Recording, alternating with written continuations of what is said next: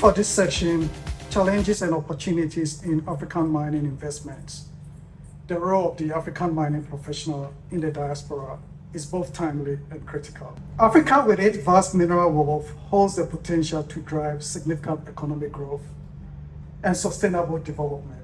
As professionals in the diaspora, we have a unique role to play in bridging the gap, sharing expertise, and fostering partnership that can transform these challenges into opportunities.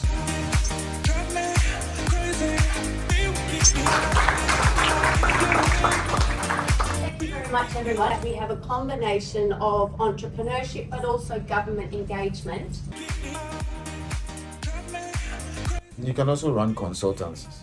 If you cannot make it back home, you can also run consultancy services. One of the biggest challenges that we are facing, I'll say Zambia in particular, access to financing. So when we are starting our projects, the cost of finance is very, very expensive. Nobody wants to really put money into exploration when you're just starting because it's a massive risk.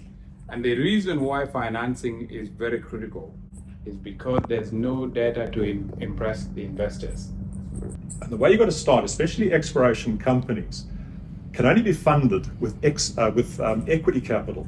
So you can't borrow money from a bank and repay, that's debt. No debt providers will provide funding for exploration. It's all going to be equity. That if we mobilize the skills in Africa, in the mining industry, and be able to integrate that with capital, which is African, we can move things forward. And I've really been appreciative of the depth of diaspora that's been on the panel and the different experiences and the different countries, the different jurisdictions that you're across.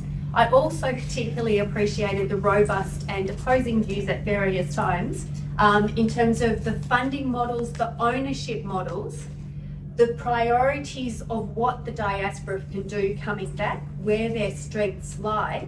And so when we listen to Charlotte from Namibia talking about her Nigerian experiences and then in Tanzania and Zambia and what she's had here, Deng, who's had experience here and in Nigeria and Tanzania, and Eric, who's been pretty well across everywhere. But you can see that the depth of experience across Africa and the exposure to different commodities and different types of entrepreneurship and different access to funding has led to a really informed and broad sample of how things can be done. And think about what they've all said and how you might work on it so that next year when we're doing another AMPAA panel, there are reports back on what you've taken from today.